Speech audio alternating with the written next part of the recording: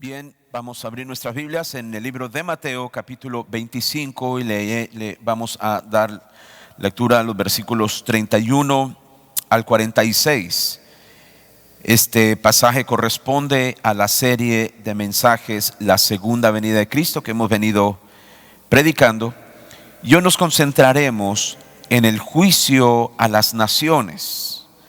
Hemos hablado sobre estas tres parábolas donde aprendimos bastante. Recordarán ustedes la parábola de las 10 vírgenes, la parábola del siervo fiel y prudente y la parábola de los talentos. Hoy nos enfocaremos entonces un paso más allá, aproximándonos hacia el final del capítulo 25. Estuvimos estudiando el capítulo 24, las señales de su venida, el capítulo 25, ¿verdad? La perspectiva del cristiano en este mundo, previo a la segunda venida de Cristo, y ahora miraremos el juicio en su segunda venida. Bien, entonces dice la palabra de Dios, lo tenemos ahí, versículo 31. En el nombre del Padre, y del Hijo, y del Espíritu Santo, la palabra de Dios lee: Cuando el Hijo del Hombre venga en su gloria, y todos los santos ángeles con él, entonces se sentará en su trono de gloria, y serán reunidas delante de él todas las naciones, y apartará los unos de los otros, como aparta el pastor las ovejas de los cabritos, y pondrá las ovejas a su derecha y los cabritos a su izquierda. Entonces el rey dirá a los de su derecha: venid, benditos de mi Padre, heredad del reino preparado para vosotros desde la fundación del mundo. Porque tuve hambre y me disteis de comer, tuve sed y me disteis de beber, fui forastero y me recogisteis, estuve desnudo y me cubristeis, enfermo y me visitasteis, en la cárcel y venisteis a mí. Entonces los justos le responderán diciendo: Señor, ¿cuándo te vimos hambriento y te sustentamos? ¿O sediento y te dimos de beber? ¿Y cuándo te vimos forastero y te recogimos? ¿O desnudo y te cubrimos? ¿O cuándo te vimos enfermo o en la cárcel y venimos a ti?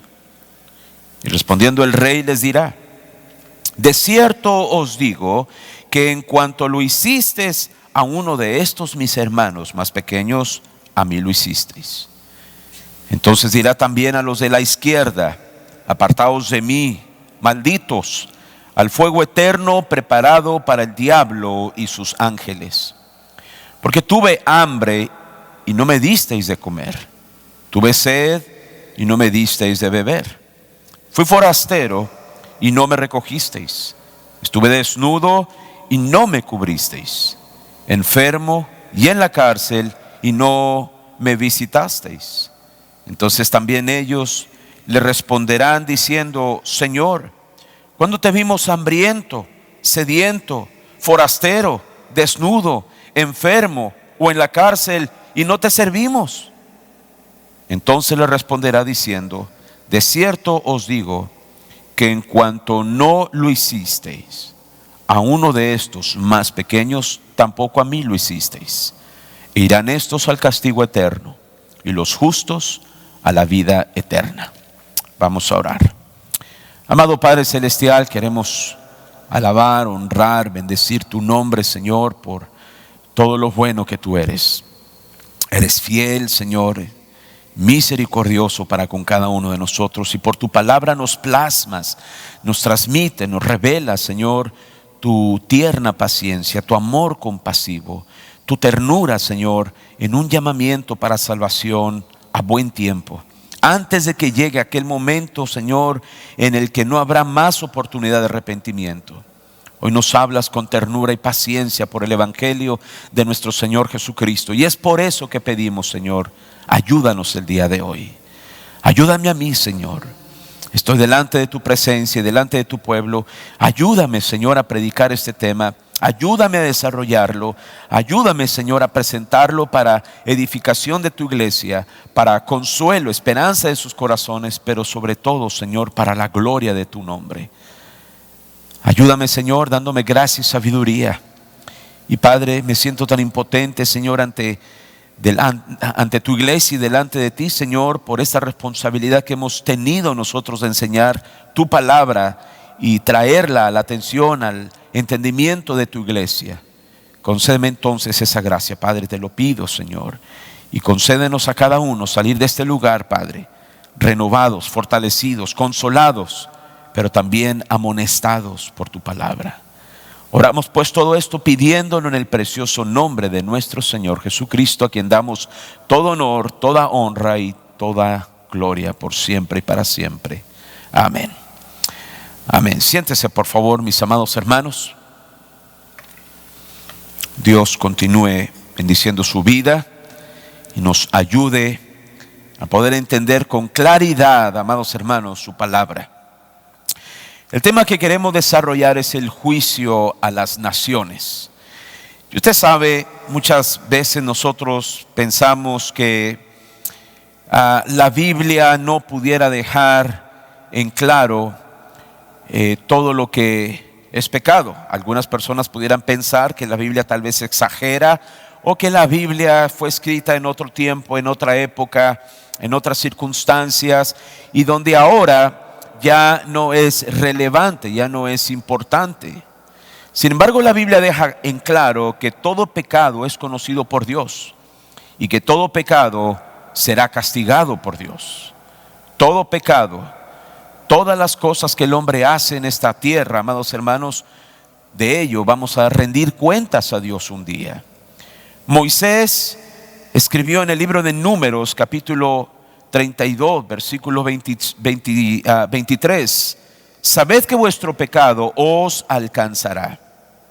El libro de Proverbios, capítulo 13, versículo 21, el autor dice: el mal perseguirá a los pecadores.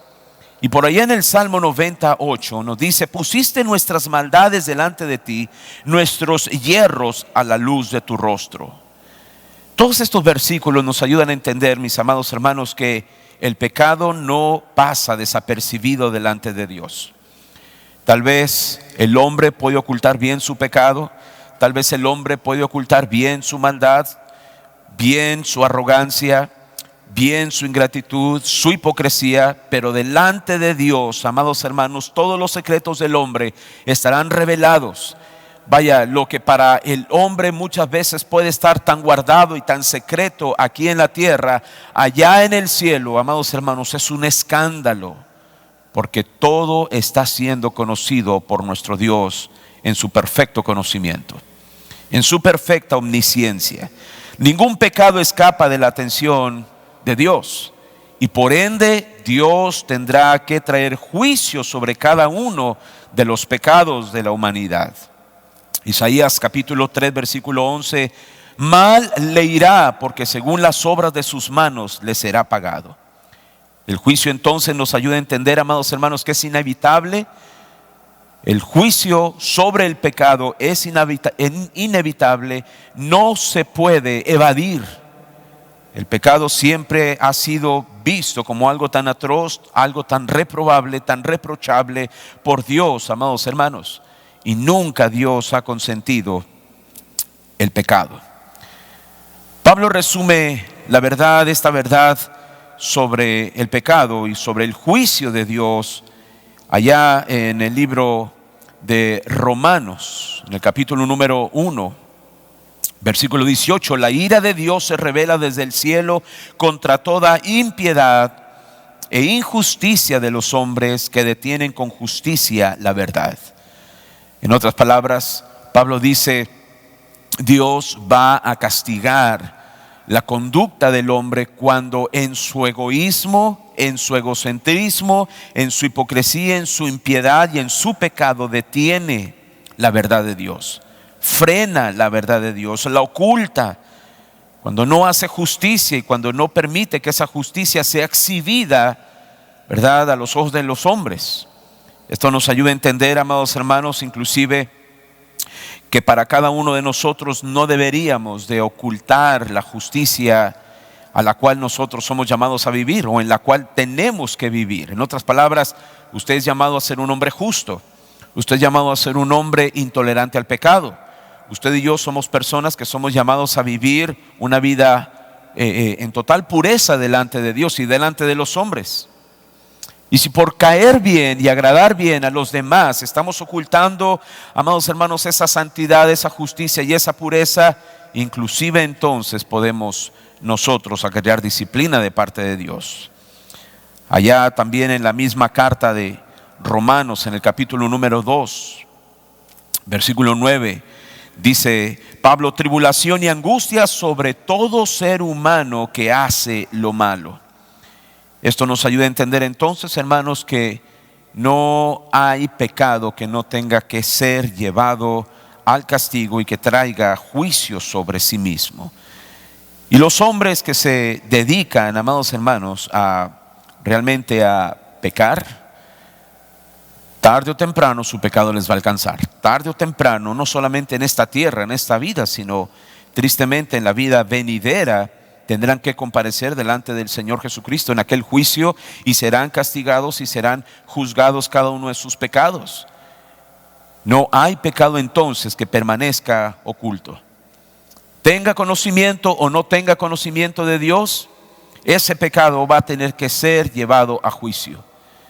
Sea uno o sean muchos, sea una pequeña mentira piadosa, sea una mentira gris, sea una mentira blanquita, sea una mentira muy bonita, muy hermosa, muy piadosa, va a tener que ser enjuiciada. Inclusive para quienes no reciben a Jesucristo como Señor y Salvador, ellos habrán de llevar un castigo eterno también. No van, amados hermanos, no les van a decir: oh, lo siento, tú no sabías nada de Cristo, entonces ¿sabes qué? Te vamos a perdonar toda tu vida pecaminosa porque no conocías de Cristo o no conocía lo suficiente, por lo tanto no te preocupes, tus pecados van a ser ignorados. No, inclusive, amados hermanos, aquellos que rechazan, la advertencia entonces para los incrédulos es arrepentirse a buen tiempo, es responder al llamamiento de Dios que hace con misericordia, con amor, con compasión. En el Antiguo Testamento usted ve un atroz y horrendo espectáculo, ¿correcto? Cuando vemos, por ejemplo, la destrucción de la sociedad en los tiempos de Noé, la sociedad del diluvio. Cuando vemos, por ejemplo, la actitud de la humanidad en el tiempo de Abraham, de Sodoma y Gomorra. Cuando vemos las destrucciones de estas ciudades por su pecado tan atroz, ¿sabe qué? Eso nos dice a nosotros que Dios, amados hermanos, juzga severamente y castiga severamente el pecado. El Antiguo Testamento entonces, cuando vemos esas ciudades destruidas, esos hombres que fueron llamados a juicio por Dios, es un recordatorio, es una ilustración, es una enseñanza, es una advertencia para hoy en día, para toda la humanidad, que Dios tarde o temprano castiga el pecado. No pasa por alto, amados hermanos, el pecado. Usted pudiera pensar: bueno, pero ¿qué de esos niños que murieron en el diluvio ahogados? Esas criaturas recién nacidas. Bueno, ¿sabe qué? Déjeme decirle, amados hermanos, que la culpa del pecado, desobediencia y orgullo de sus padres recayó sobre sus hijos. No entraron al arca. No quisieron entrar sus padres, por lo tanto sus hijos sufrieron las consecuencias ingratas, desobedientes, orgullosas de sus padres. Nosotros vemos que las ciudades de Sodoma y Gomorra fueron reducidas, amados hermanos, totalmente en fuego y azufre, como un recordatorio de que Dios castiga la maldad de los hombres sin importar quiénes vivan en aquella ciudad. Mientras no haya arrepentimiento, Dios trae juicio. A lo largo de la historia, Dios ha decidido entonces juzgar a naciones, a hombres, a ciudades enteras, como un recordatorio que Dios entonces, amados hermanos, trae juicio sobre las ciudades. Vaya brevemente ahí en el 1 Corintios capítulo 10, versículo 1 Corintios 10, versículo 6, por favor, del 6 al 12. Estas cosas sucedieron como ejemplo para nosotros, a fin de que no codiciemos lo malo como ellos lo codiciaron. No seáis pues idólatras, como fueron algunos de ellos, según está escrito: El pueblo se sentó a comer y a beber y se levantó a juzgar. Ni forniquemos, como algunos de ellos fornicaron, y en un día cayeron 23,000. Ni provoquemos al Señor, como algunos de ellos le provocaron, y fueron destruidos por las serpientes. Ni murmuréis, como algunos de ellos murmuraron, y fueron destruidos por el destructor. Estas cosas le sucedieron, ahora vea, como ejemplo, y fueron escritas como enseñanza para nosotros, para quienes ha llegado el fin de los siglos. Por tanto, el que cree que está firme, tenga cuidado, no sea que caiga. Esto es totalmente una advertencia, hermanos. Esto no es algo, el Antiguo Testamento es cierto, es una realidad, son cosas que sucedieron, forma parte de la historia del pueblo de Israel, forma parte de la historia de la redención del hombre, forma parte de los actos soberanos de Dios, pero también forma parte de un sinnúmero de advertencias que encontramos en toda la palabra de Dios para cada uno de nosotros y para la humanidad en general. Como para entender, amados hermanos, que el juicio de Dios realmente es un tema y es algo que vamos a encontrar en las Escrituras como advertencias de Dios para que el hombre pueda responder al llamado de arrepentimiento. Cuando nosotros llegamos a este pasaje que tenemos aquí, nosotros pudiéramos pensar, bueno, realmente entonces Dios castiga el pecado. Vea cómo termina este pasaje, los versículos número 45. Entonces le responderá diciendo: de cierto os digo que en cuanto lo que no hicieron a mí, a uno de estos pequeñitos, tampoco a mí me lo hicieron. E irán todos estos, ¿a dónde? Al castigo eterno, ¿verdad? Y los justos irán a la vida eterna. Hay entonces un juicio, amados hermanos, que Dios traerá sobre la conducta pecaminosa del hombre, sobre la maldad, sobre la impiedad. Algunos pudieran pensar que Dios no puede ser esa clase de Dios que no castiga y no juzga el pecado. Cuando vemos, por ejemplo, en el Nuevo Testamento que Jesucristo, de una manera tan amorosa, tierna y compasiva, vino a los hombres y trató de llamarlos con amor al arrepentimiento. Por ejemplo, encontramos allá en el Lucas capítulo 19, por ejemplo, versículo 41 al 44, que el mismo Señor Jesucristo lloró al ir subiendo a la ciudad de Jerusalén, diciendo, ¿verdad? Oh, cuántos intentos yo hice por juntar a todo el pueblo, como la gallina junta a sus polluelos bajo sus alas. Dando a entender, amados hermanos, que realmente no es solamente que el Señor Jesucristo haya mostrado ternura y misericordia, realmente eso es todavía peor. Todavía sería peor para la humanidad entender que Jesucristo vino en su primera venida y con ternura y con amor, compasión y misericordia mostró, ¿verdad? Un llamado, mostró gracia para arrepentimiento a las personas, para que ellos respondieran a este evangelio de salvación. Y los hombres, aún así, ¿qué dice que hicieron con él? Le escupieron, le insultaron, lo llevaron a la cruz. Aún va a ser peor entonces para nuestra sociedad, amados hermanos, que vemos que aún no solamente por un profeta, sino el mismo Dios encarnado vino a predicarles, vino a llamarlos al arrepentimiento. Ahora, si usted ve en el Nuevo Testamento, encontramos que el Señor Jesucristo tal vez predicó más del juicio, del castigo, de la ira de Dios, más que del amor en sus sermones. Una y otra vez encontramos en el Nuevo Testamento, por lo menos en los evangelios, que el Señor hizo énfasis en el castigo que Él traerá al final de los siglos, más que de hablar de amor y de compasión y de misericordia. Esto no significa que el Señor no haya mostrado bondad y misericordia. Él lo mostró varias veces. Ya vimos Lucas capítulo 19. Luego también encontramos en otro pasaje que Pedro dice, segunda de Pedro 3:9, que el deseo tanto de Dios como de Cristo es que los hombres vengan al arrepentimiento. Vaya, Dios no quiere realmente traer a un grupo entero, amados hermanos, y enviarlos a un castigo eterno.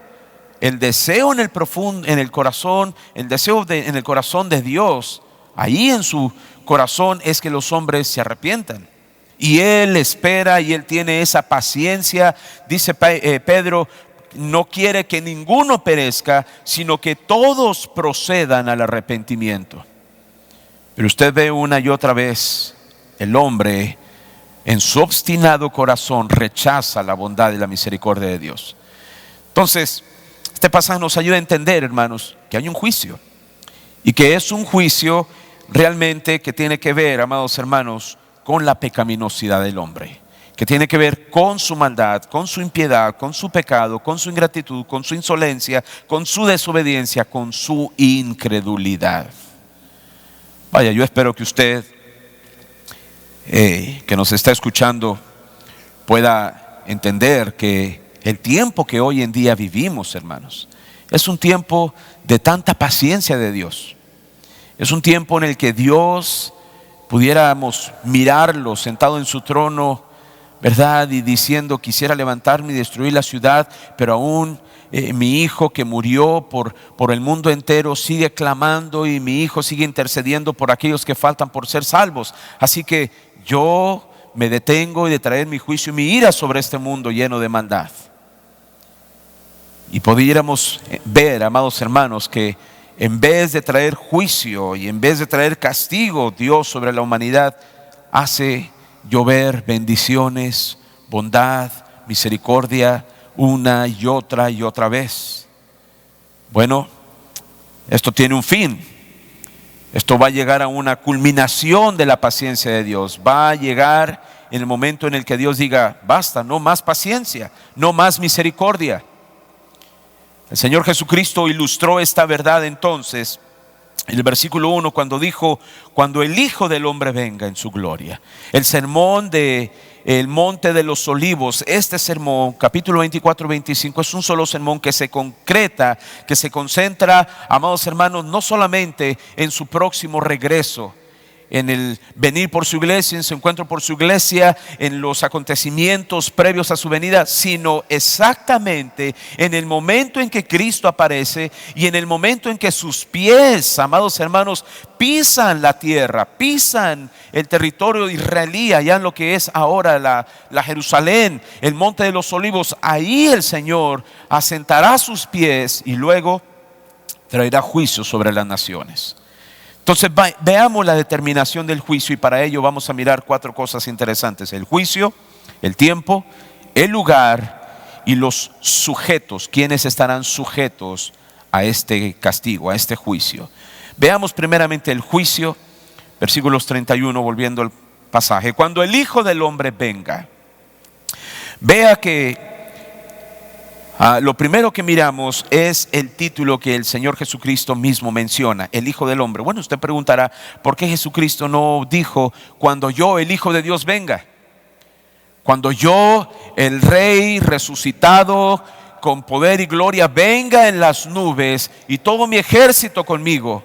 Bueno, hay razones para entender, amados hermanos, por qué Cristo se proclamó, o no necesariamente se proclamó, pero tomó este título para sí mismo, el Hijo del Hombre. Usted y yo debemos de entender que la primera venida de Cristo tiene que ver, amados hermanos, con su obediencia al Padre. Tiene que ver con su humillación. Tiene que ver con su identificación con los hombres. Tiene que ver con sus limitaciones, con sus prerrogativas. Tiene que ver, amados hermanos, en cómo Él habría de estar haciendo la voluntad de Dios Padre como un ser humano también. Entonces lo vemos realmente como un hombre. Cuando Jesucristo está diciendo, cuando el Hijo del Hombre venga, Él está diciendo, este Hijo del Hombre que ustedes vieron aquí, humillado, quebrantado, sediento, crucificado, humillado una y otra vez, habrá de venir en las nubes. Este que lo vieron en un cuerpo totalmente de humillación y de quebranto, ahora vendrá, pero no de la misma manera. Si Él tal vez se hubiera proclamado desde un principio, y en vez de decir cuando el Hijo del Hombre venga, Él hubiera dicho cuando yo, el Hijo de Dios, venga, Bueno, ¿qué usted piensa que hubieran sentido sus discípulos? Se hubieran llenado de orgullo y hubieran dicho: ah, este es mi líder, es el Hijo de Dios. Bueno, algunas personas ahí realmente hubieran tenido problemas con esa declaración de Jesucristo. Recuerda que los fariseos ya estaban ahí siempre prestos, solamente mirando, cuidando las palabras que salían de la boca de Jesús para de ahí agarrarse, ¿verdad? Y buscar razón, pretexto alguno para poderlo acusar. De por sí fueron muy pocas las veces que el Señor Jesucristo se identificó como el Hijo de Dios, y lo hizo muy inteligentemente como para no llamar tanto la atención. De por sí la gente estaba solamente, los escribas y los fariseos, detrás de él, mirando, cuidando cada detalle, cada asunto, cada palabra, cada enseñanza que él decía. Bueno, él lo hizo muy prudentemente y muy sabiamente las veces que él lo mencionó, inclusive cuando fue delante de Poncio Pilato, y Poncio Pilato le dijo: ¿eres tú realmente el rey de los judíos? No fue Jesús quien dijo: ah, qué bueno que lo mencionaste, sabes, yo soy ese mismo. No, él simplemente dijo: tú lo dices. No se autoproclamó ni necesariamente, amados hermanos, de una manera pública como para ganar fama, como para ganar prestigio, poder, como el Hijo de Dios. Se autoproclamó el gran yo soy, el yo soy, se autoproclamó el Hijo de Dios cuando dijo: mi Padre trabaja y yo también trabajo. Sí, se autoproclamó como lo que verdaderamente era, pero no con la ocasión de llamar la atención. En esta ocasión entonces él dice: el Hijo del Hombre. Cuando el Hijo del Hombre entonces venga, ¿qué dice la Escritura? Todos los santos y todos los santos ángeles con él entonces se sentarán en su trono de gloria. El Hijo del Hombre tenía que ver entonces, amados hermanos, con la descripción de más que un rey viniendo en gloria, más que un Hijo de Dios viniendo con poder y gloria. Describe a un hombre que fue visto en su primera venida humillado y quebrantado. Y aquellos que le aborrecieron, y aquellos que le rechazaron, y aquellos que le señalaron como un impostor, mentiroso, falso maestro, ahora tendrán que lamentarse delante de este Hijo del Hombre. Esa es la idea, poder presentar entonces, ¿verdad?, la manera en cómo el Señor Jesucristo en su primera venida fue humillado, fue quebrantado, y ahora Él viene, y viene totalmente, ¿verdad?, de diferente manera. Inclusive encontramos que su venida, amados hermanos, sería para traer juicio. Su segunda venida no solamente es establecer su reino, no solamente es traer recompensa a los justos, es para establecer, amados hermanos, un juicio.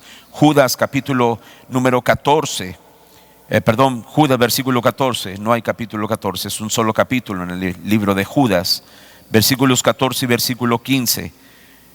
Esto es lo que nos dice Judas: he aquí vino el Señor con sus santas decenas de millares para hacer juicio contra todos y dejar convictos a todos los impíos de todas sus obras impías que han hecho impíamente, y a todas las cosas duras que los pecadores impíos han hablado contra él. Bueno, esto nos ayuda a entender que la venida del Hijo del Hombre es para traer juicio, es para traer, amados hermanos, realmente el castigo. Él viene, y viene porque la Biblia dice que Dios le ha dado el poder y la autoridad a Jesús para traer juicio. Dios el Padre no será el que traiga juicio en esta venida. No es Dios el Padre que se sentará desde su trono a traer un castigo, juicio. Es el mismo Cristo, es el mismo Jesús, amados hermanos, quien estará en esta vida y en este mundo, y estará mandando, presentando delante de él a aquellos que un día le rechazaron. Ve la razón entonces por qué Cristo se presentó como el Hijo del Hombre y usó ese título. Porque hoy en día la humanidad mira a Cristo y lo mira solamente en su mente como aquel que está crucificado. Lo miran con gotas de sangre en su rostro, lo miran con sus manos y sus pies traspasadas, lo miran con una cara de angustia, lo miran con un rostro realmente demacrado, angustioso, triste, sufrido, sin poder. No hay una gloria que se vea en una imagen de un Cristo hoy en día. ¿Qué es lo que usted piensa en el momento en el que se dice Jesucristo? ¿En qué usted piensa? Usted inmediatamente piensa en una crucifixión, en un hombre con una corona. De esa manera pensamos. No vemos, amados hermanos, a un Cristo en una nube con gloria, con poder y majestad. No lo relacionamos de esa manera. No lo relacionamos seguido con miles y miles de decenas de ángeles. No lo vemos con un rostro resplandeciente, con ojos como llama de fuego, con una espada que sale de su boca. No le vemos así. No le vemos montado en un caballo blanco, ¿verdad? Porque es tan poca la visión del ser humano sobre la gloria de Cristo. Por eso es que Él dice: el Hijo del Hombre cuando venga, todos le bofetearon, todos nunca le creyeron, nunca le miraron, pero cuando Él venga traerá juicio.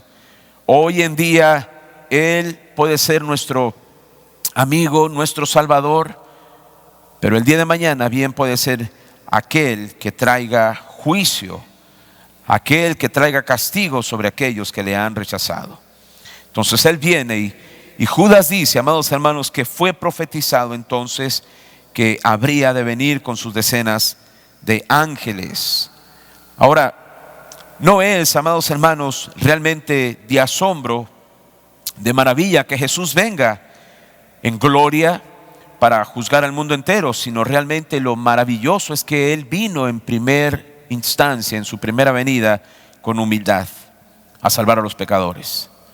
No es de sorprender que Dios prometa condenar, amados hermanos, y traer juicio sobre los pecadores, sino mayormente es halagador, fantástico ver que en su primera venida Él vino proclamando libertad a los cautivos.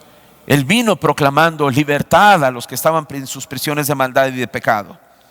Él vino trayendo y proclamando salvación a aquellos que habrían de confiar en Él.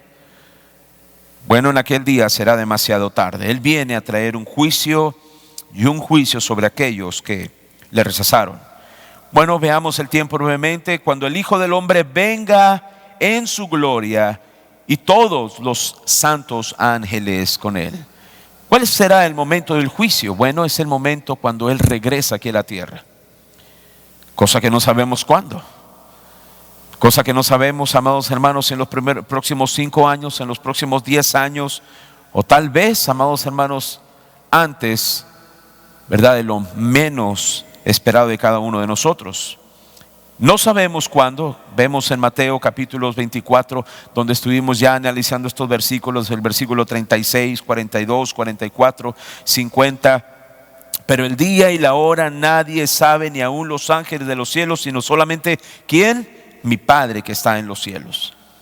Bueno, entonces el juicio será tal vez instantáneo en su regreso. Cuando Él venga, amados hermanos, cuando Él aparezca, sus pies tocarán el suelo y entonces ahí empezará su juicio. La tribulación sabemos que durará aproximadamente 7 años. Lo hemos estudiado ya. La mitad de la tribulación son 3 años y medio, y de acuerdo a lo que nos dice Daniel, capítulo número 7, versículo 25, son 1260 días. Encontramos en Daniel 7:25 y también Daniel 9:27 y también Daniel capítulo 12, versículo 7. Pero ahora, cuando usted empieza a leer un poco más, usted lee en el capítulo 12, versículo 11 de Daniel, que el tiempo de la tribulación incluye 30 días más adicionales. 30 días más. Nos dice, por ejemplo, el versículo 11: y desde el tiempo en que el sacrificio perpetuo sea abolido y puesta la abominación de la desolación, habrá 1290 días. Bueno, si la tribulación son 1260 días, aquí en Daniel capítulo 12, versículo 11, hay 30 días más.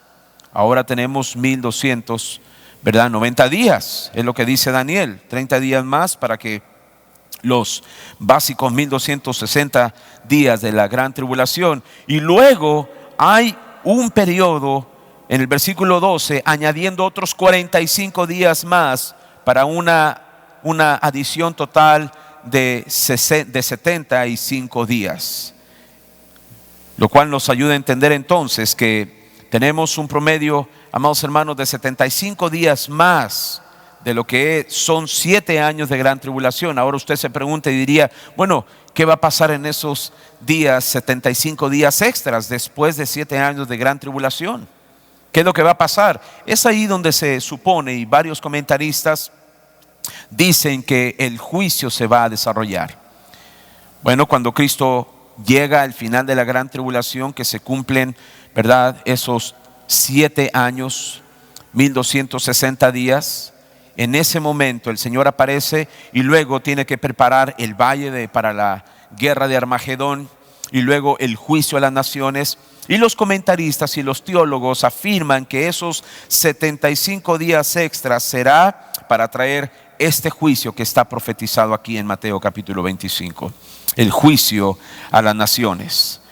No sabemos si el juicio habrá de durar 30 días, 40 días, 45 días, los 75 días, pero sabemos que será inmediato después de la gran tribulación. ¿Qué le dice esto? ¿Qué nos ayuda a entender esto?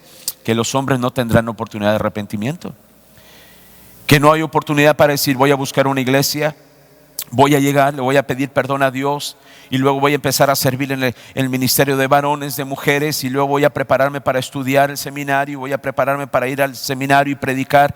No va a haber tiempo de evangelización, no va a haber tiempo de nada, no va a haber tiempo ni de buscar una iglesia, porque no va a haber iglesias. No va a haber tiempo de facilidad de buscar un pastor, porque no va a haber pastores. Es un tiempo, amados hermanos, de juicio, 7 años, y luego de castigo, y luego, ¿verdad?, en el que Dios empezará a llamar a las naciones para entrar en el juicio a ellas. Vaya a 2 de Tesalonicenses, por favor.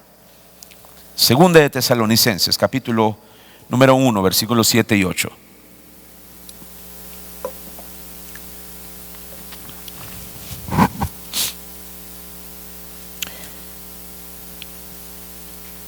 En el versículo 6, Pablo comienza diciendo, porque después de todo es justo delante de Dios retribuir con aflicción o pagar con aflicción a aquellos que a ustedes como cristianos los están afligiendo.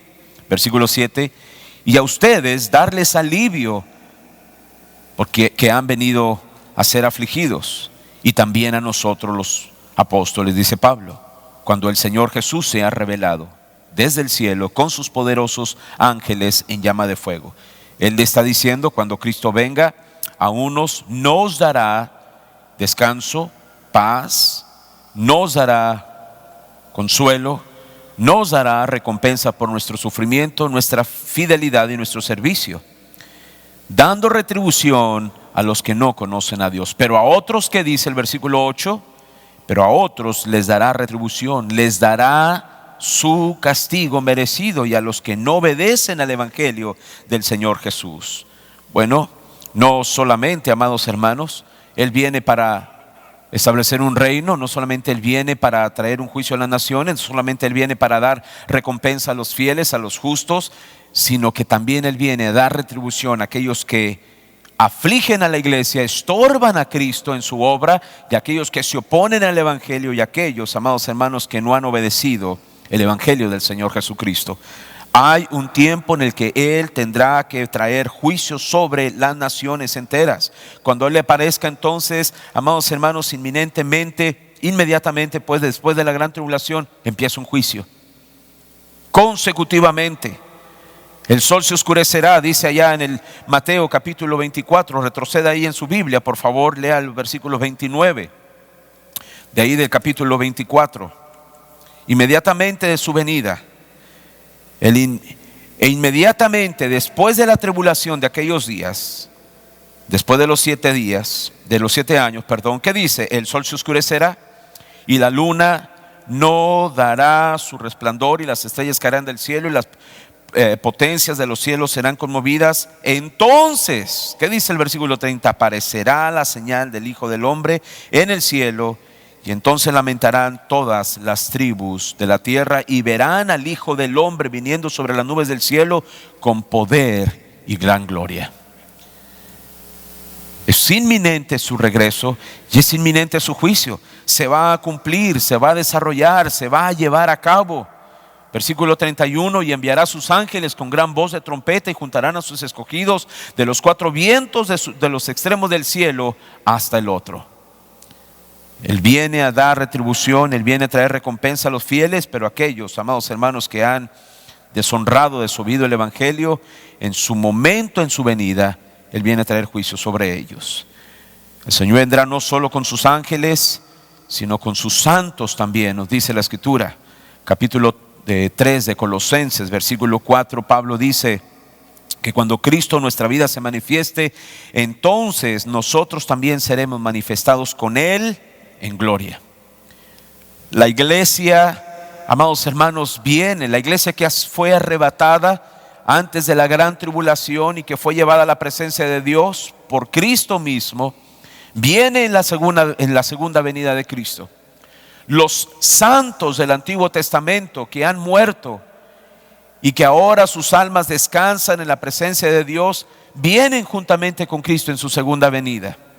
Los muertos que murieron durante los 7 años de gran tribulación resucitarán y se unirán con Cristo y sus santos en su segunda venida. Y los que hayan sobrevivido esos 7 años de gran tribulación aquí en la tierra y hayan puesto su confianza en Jesucristo, habrán de mirarle venir en las nubes y se unirán a Cristo y a sus santos y ángeles para poder entrar al reino milenial, al reino de 1000 años. Será en ese momento, ese acontecimiento maravilloso, glorioso, mis amados hermanos, donde los que vengamos del cielo y los que estén aquí en la tierra, que hayan entregado sus vidas a Cristo, podremos servir aquí en la tierra al Señor Jesucristo por 1000 años, y habremos nosotros de mirar a cada uno de aquellos tener que ser enjuiciado por Cristo mismo. Ahora, cuando yo veo este escenario, algunos pensarían, algunas personas creen y piensan que un reino milenial no es posible. Bueno, no vamos a entrar en detalles ahora mismo, en otra ocasión vamos a hablar un poquito con más detalles sobre este reino milenial de Cristo. Pero cuando vemos estos acontecimientos suceder, hermanos, por un lado, ¿sabe? Me emociono, digo, qué lindo, qué maravilloso será ese momento en el que vengamos, seamos levantados por Cristo y luego vengamos y vengamos aquí en la tierra. Y dice la Escritura, Pablo dice, el pasaje que leíamos ahorita, en cuerpos glorificados para servir a Cristo aquí en la tierra, para reinar juntamente con Él aquí en la tierra. Es la promesa para el creyente. Definitivamente ahorita no estamos reinando, pero Él lo prometió, por lo tanto en ese milenio habremos de reinar juntamente con Él. Por un lado es de gozo, es de gran expectación saber que estas cosas le sucederán a aquellos que hemos puesto nuestra total confianza en Jesucristo. Pero por otro lado, amados hermanos, es de terror pensar que las personas que han renunciado, rechazado, renegado de la fe cristiana, un día también habrán de mirar a Cristo venir en gloria, habrán de ver a sus santos ángeles y a sus santos, su iglesia levantada y glorificada, habrán de mirar a muchos que habrán sobrevivido a la gran tribulación y tendrán que comparecer ante ese juicio delante de Jesucristo. Estarán ahí lamentándose, dice Cristo mismo allá en capítulo 24, y harán lamentación por Él. Vaya, esto no es un tiempo solamente como para decir, bueno, ya vendrá el día, ya llegará el momento en que me arrepienta. El problema es que usted no sabe cuándo usted parte de esta vida. El problema es que no sabemos cuándo Cristo viene por su iglesia, cuándo Cristo aparece aquí en la tierra. Por lo tanto, usted se prepara para estar delante de su presencia y usted estará preparado para salir de este mundo en el momento que Él nos llame a su presencia. Así que tenemos el juicio, amados hermanos, por Cristo mismo resucitado, que vino en su primera venida, pero ahora viene en poder y gloria. Vemos que ese juicio se lleva a cabo en el momento, instantáneamente después de la gran tribulación, Y ahora vea, ahí mismo nos dice la Escritura, versículo 31, y cuando el Hijo del Hombre venga en su gloria y todos los santos ángeles con él, entonces se sentará en su trono de gloria. Se sentará en su trono de gloria. Bueno, Isaías profetizó aproximadamente 700 años atrás, Isaías 9, versículo 7, lo dilatado de su imperio y la paz no tendrán límite sobre el trono de David y sobre su reino, disponiéndolo y confirmándolo en juicio y en justicia desde ahora y para siempre. Bueno, esta profecía, amados hermanos, es una profecía totalmente mesiánica que habla que Cristo reinará primero sobre la tierra restaurada por 1000 años y luego sobre los cielos criados, los nuevos cielos y la nueva tierra creada por toda la eternidad habrá de reinar. La profecía dice, y habrá de reinar con justicia desde ahora y para siempre. Bueno, esto nos ayuda a entender que hay un reino milenial y que Cristo viene a reinar y reinará por 1000 años y después de ahí para siempre, por toda la eternidad. Lucas capítulo número 1, cuando el ángel vino a María en su visión, el ángel le declaró y le dijo, ahora concebirás y en tu vientre y darás a luz un hijo y llamarás su nombre Jesús. Este será grande y será llamado Hijo del Altísimo, y el Señor Dios le dará el trono de David su padre y reinará sobre la casa de Jacob para siempre y su reino no tendrá fin. Lucas capítulo 1 versículo 31 al 33. El reino de Cristo es literal. La venida de Cristo es literal.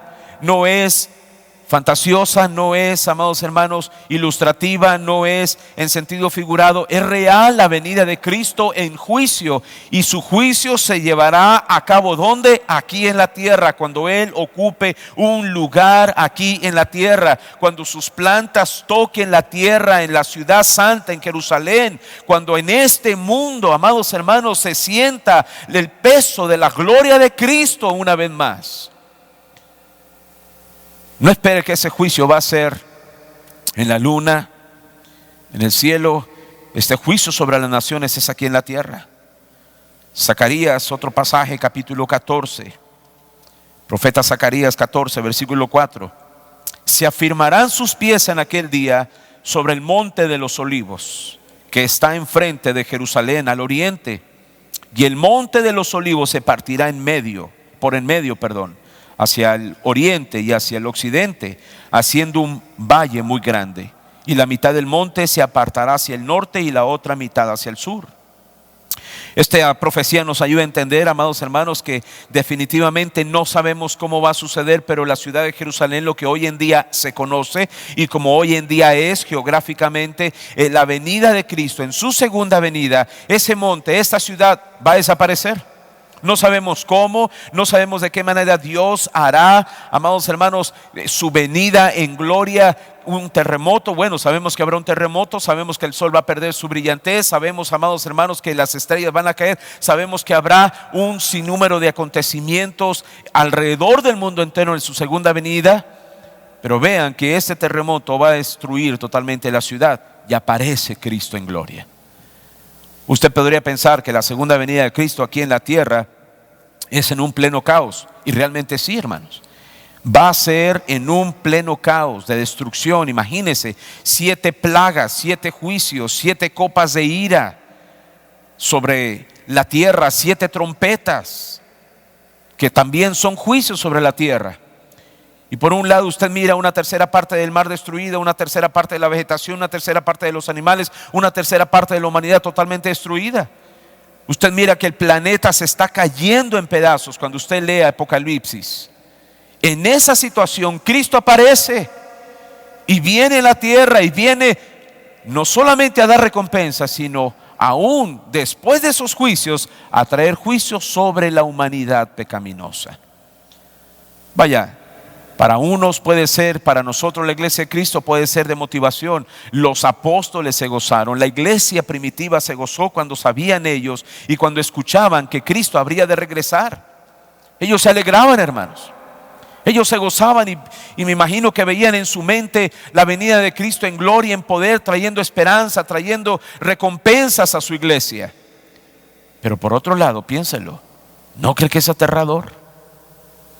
¿No cree que el hecho de no estar preparados para ese regreso inminente tendría que llevarnos a realmente a tomar esta advertencia de manera seria y decir: Señor, yo no quiero estar delante de ti en aquel día siendo enjuiciado con el resto de las naciones? Allá en Joel capítulo número 3, vea esta otra profecía, versículo 12. Joel 3, 12 al 14. Despiértense las naciones y suban al valle de Josafat, porque allí me sentaré para juzgar a todas las naciones de alrededor. Echad la hoz, porque la mies está ya madura. Venid, descended, porque el lagar está lleno. Rebosan las cubas, porque mucha es la maldad de ellos. Muchos pueblos en el valle de la decisión, porque cercano está el día de Jehová en el valle de la decisión. Joel capítulo 3, versículo 16 y versículo 17. Jehová rugirá desde Sión y dará su voz desde Jerusalén, y temblarán los cielos y la tierra. Pero Jehová será la esperanza de su pueblo y la fortaleza de los hijos de Israel. Y conoceréis que yo soy Jehová vuestro Dios, que habito en Sión, mi santo monte, y Jerusalén será santa, y extraños no pisarán más por ella. No hay duda, amados hermanos, que ese juicio será aquí en la tierra, aquí en este mundo, en nuestro planeta, en lo que hoy se conoce como Israel. Allí será el juicio. Y bíblicamente pudiéramos pensar que hoy en día Jerusalén no significa para muchas naciones nada. Vaya, usted puede mirar que inclusive hoy en día las personas y muchas naciones, hacen escarnio y han tramado miles de ideas para destruir a la nación y borrarla del mapa, ¿verdad? Se escuchó un tiempo aquí en Estados Unidos durante la administración Obama que él habría de quitar la ayuda en cuanto a protección a la nación de Israel. Y los israelitas, los judíos alrededor del mundo entero empezaron a protestar. Inclusive muchos políticos aquí en Estados Unidos empezaron a protestar que cómo era posible que después de años Estados Unidos iba a quitar esa protección, esa ayuda política, militar al Estado de Israel. Para muchos la nación de Israel no significa nada, hermanos. Ha sido pisoteada, ha sido aullada, ha sido saqueada una y otra vez a lo largo de la historia. Pero estos versículos de Joel nos ayudan a entender que Cristo viene a reedificar su ciudad, que Cristo viene nuevamente a confortar, a darles esperanza, a restaurar a su pueblo. Israel no ha sido olvidado, los judíos no han sido olvidados de Dios. La iglesia hoy en día podríamos decir que sí hay un periodo en el que el Señor Jesucristo ha puesto, por decirlo de esta manera, en pausa la restauración completa de la nación de Israel, y dio una apertura para que la iglesia, los gentiles, viniéramos en arrepentimiento por la fe en Jesucristo a salvación. Es lo que tenemos hoy en día. Pero vuelve el programa de Dios, y vuelve cuando Cristo aparezca para restaurar a su nación, y vuelve para restaurar a la ciudad, y vuelve para restaurar, amados hermanos, la fe de ellos, y para que en ellos realmente una vez más el Señor Jesucristo ahora sí sea su Mesías, su Rey venidero, su Señor y Salvador. Y es la única manera como la nación de Israel va a poder ser totalmente restaurada. En Hechos capítulo número 1, versículo número 11, cuando el Señor en su ascensión iba hacia el cielo, ángeles se presentaron allí, y los discípulos, los apóstoles que estaban alrededor de Cristo viendo su ascensión, dice la escritura que los ángeles que estaban ahí le dijeron: este mismo Jesús que ha sido tomado de vosotros al cielo, así vendrá como le habéis visto ir al cielo. Cuando el Señor entonces regrese aquí a la tierra, amados hermanos, vendrá de manera personal, literal. Pero ahora ya no viene, no necesariamente como el Hijo del Hombre. Él no viene, amados hermanos, en ese cuerpo de humillación. Él no viene con gotas de sangre como la imagen del hombre ha tenido sobre Cristo por años y años. Él no viene en un cuerpo débil. Él no viene, amados hermanos, en quebranto, sino que Él viene. Vea el versículo número 34. ahí capítulo 25, versículo 34, ¿qué dice? Entonces el rey dirá a los de su derecha. ¿Quién es este rey? Jesucristo viniendo en gloria, Jesucristo asentando sus pies sobre la tierra, Jesucristo en gloria, en poder y en majestad.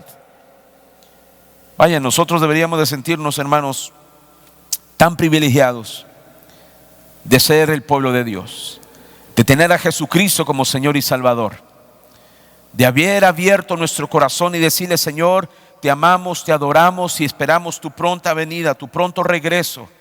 Estamos totalmente confiados, Señor, que tú eres quien habrá de venir en gloria, en poder y majestad. Y para nosotros no debería de ser aterrador y no debería de ser de temor, amados hermanos, ver que Cristo en su segunda venida viene trayendo juicio sobre las naciones. Sabe, para nosotros es de alentador, es de consuelo, es de gozo, es de celebración. Vaya, eso lo podemos traer en perspectiva a nuestro tiempo y decir: yo estoy haciendo lo que hago porque espero mi recompensa cuando Cristo venga. No importa si he de sufrir 5, 20, 30, 50 años con esta enfermedad, con esta decadencia, con estas crisis. El día que Él venga se habrá de terminar mi sufrimiento, se habrá de terminar mis situaciones difíciles, porque estaré siendo confortado, estaré siendo fortalecido y transformado en la misma semejanza de Cristo en gloria. Le esperamos y le esperamos, amados hermanos, sirviéndole fielmente, y no deberíamos de sentir miedo, temor alguno de mirarle cara a cara a sus ojos. Ahora, voy a poner una pausa aquí. Quisiera preguntarle a usted: ¿cuál es la perspectiva que nosotros tenemos en cuanto a la venida de Cristo? Hemos hablado varios domingos sobre esto y pareciera que es el mismo mensaje. Yo le digo y le puedo asegurar que es el mismo mensaje en cuanto a su venida, pero tiene diferentes perspectivas. Yo le dije cómo esperar, yo le he hablado cómo esperar, yo le he dicho por qué hay que aprovechar las oportunidades en el servicio, y hemos hecho énfasis en cada una de estas diferentes perspectivas para el cristiano, entre tanto que Cristo viene por nosotros. Pero ahora, ¿cuál es su perspectiva en cuanto a que Él un día va a venir a traer juicio sobre la humanidad? Me refiero a que le da pavor, le da miedo, tiene dudas en cuanto a ese día. ¿Usted está contento, brincando de gozo, saber que ya viene su recompensa? ¿Sabe? La semana pasada hablamos y dijimos que a los siervos el Señor ya había llamado para darles su recompensa de acuerdo a los talentos que Él les había entregado a cada uno, ¿recuerda? Dijimos que a uno le había dado 5, a otros 2, a otro 1, y a los 3 los llamó. Y el que había recibido 5 vino delante de él. ¿Cuál sería la perspectiva de estos 2 siervos a quienes les dio 5 y a quienes les dio 2 talentos? ¿Cuál usted cree que fue la perspectiva de ellos? Permítame asumir esto. Esto no está en la Biblia, no lo busque. Pero permítame asumir, solamente suponer esto.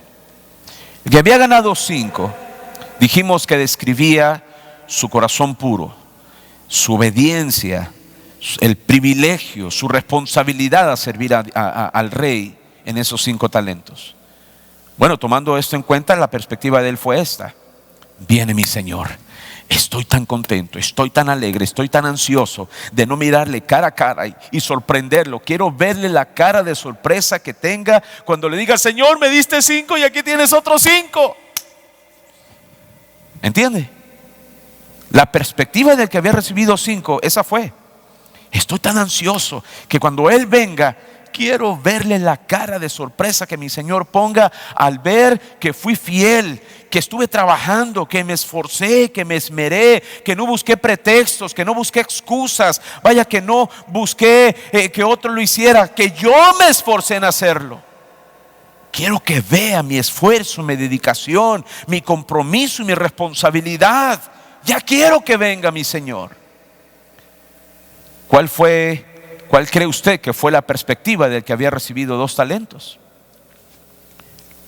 Yo le pregunto, ¿le restará importancia al que tuvo 5 talentos? No le restó ninguna importancia. Él tuvo la misma perspectiva en su corazón. Viene mi Señor, le voy a entregar 4 talentos, me dio 2. Quiero verle la sorpresa en sus ojos cuando vea que yo le traigo otros 2 talentos. La misma perspectiva. Pero tenemos uno, ¿verdad? Que le dio 1 talento. ¿Usted recuerda la perspectiva? ¿Usted recuerda lo que él dijo? Viene mi Señor, no lo metí al banco, lo estuve enterrado, lo escondí, porque sé que Él es duro. Él viene cosechando donde no sembró. Él viene juntando donde ni siquiera Él desparramó. No, Él es un hombre severo, Él es muy duro. Y yo no sé cómo lo voy a ver. Yo no sé qué va a decir. Bueno, por lo menos le voy a decir, ahí está lo que tú me diste. La perspectiva de Él no era de gozo, no era de confianza, no era alentadora, no era de seguridad, era de enojo. Era de envidia tal vez. Era de contradicción en su corazón. Era de, amados hermanos, de miedo, de terror inclusive. Esa es la perspectiva de un inconverso. Ante la inminente venida, retorno, regreso de Cristo, si usted no está preparado, aterrorícese. Terrorífico, como terrorífico. Bueno, la idea es esa, usted ya la tiene.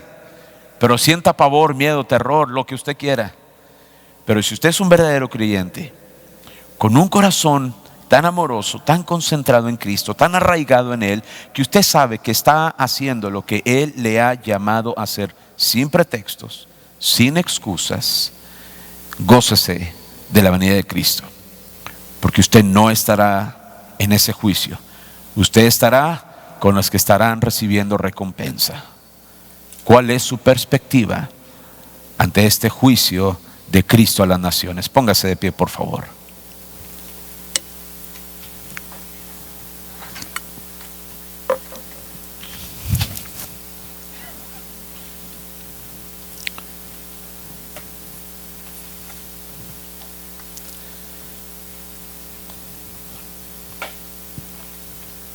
Tenemos un juicio, tenemos un tiempo y tenemos un lugar. Pudiéramos decir, mis amados hermanos, que es así como se habrá de determinar el juicio. Está determinado, no es una alusión al juicio, no es una simple suposición al juicio, está determinado el juicio, el día y el lugar. Inclusive nos faltó uno, lo vamos a mirar la semana que entra. ¿Quiénes están sujetos a este juicio? Está determinado ya. Mi anhelo, mi deseo es que usted sea de los de la derecha, no de los de la izquierda. Sea los que reciba recompensa. Y si no lo es o tiene duda, el día es hoy para venir en arrepentimiento y quebranto delante de Dios y decirle: Señor, aún tengo dudas en mi corazón, aún tengo miedo, aún tengo temor, Señor, de que ese día se cumpla y yo no esté preparado y listo. ¿Cuál es su perspectiva? Bueno, su perspectiva o es de gozo o es de tristeza, o es de alegría o es de pavor, o es de totalmente confianza, o, amados hermanos, es de disolución para usted. Cierre sus ojos, por favor. Vamos a darle gracias a Dios por su palabra, pero al mismo tiempo vamos a hacer un llamado al arrepentimiento. La Biblia dice que Cristo vino en humillación y quebranto y fue llamado el Hijo del Hombre, y vino para identificarse con usted y conmigo. Quedará el día de hoy usted reconocer la humillación y quebranto de Cristo, llevando nuestro pecado, nuestra maldad en la cruz. Quedará usted creer y obedecer al Evangelio diciéndole: Señor, perdóname, porque yo no estuve ahí físicamente, pero te condené, te crucifiqué al negarte, al vivir con mi vida totalmente indiferente, desobedeciendo tu palabra.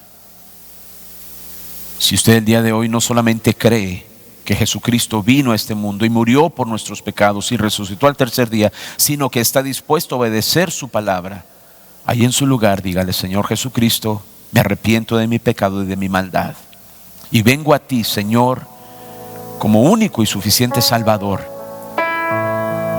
Pongo mi confianza plenamente en ti, esperando, Señor, que por la fe en tu nombre habrás de perdonar todos mis pecados, habrás de limpiar toda mi maldad y habrás de restaurar mi corazón en comunión contigo, Señor.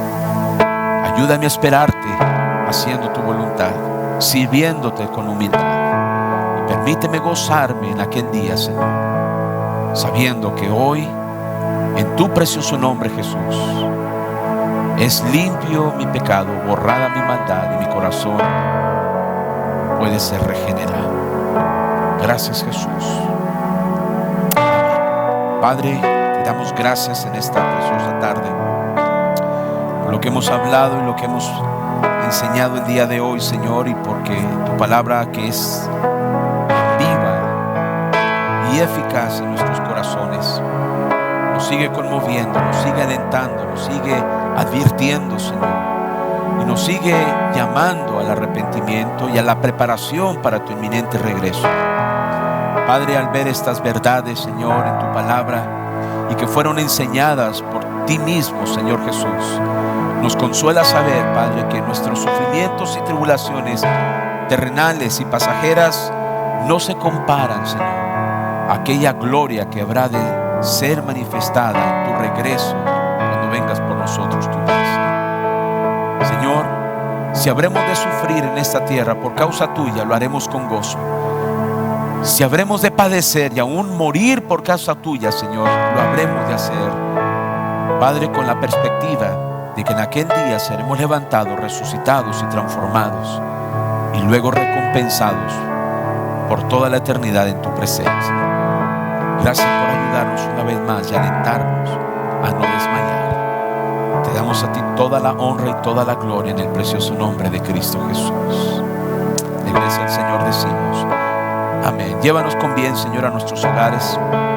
Llévanos con paz.